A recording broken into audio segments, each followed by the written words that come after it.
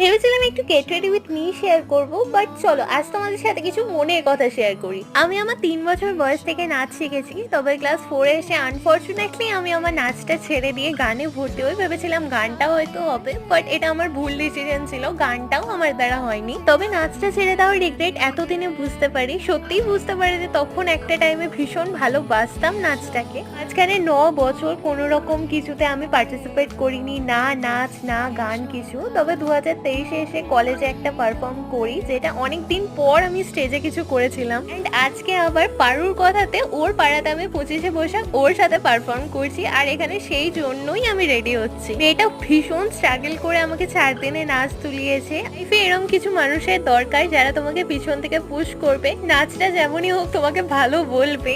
Luckily I have it. আর এই ছিল হচ্ছে আমার 25শে বৈশাখ লুক। নিজের মনে করে অনেকটা কিছু বললাম, লুকটা কেমন লাগলো কমেন্টসে জানিও। টাটা আজকের মতো।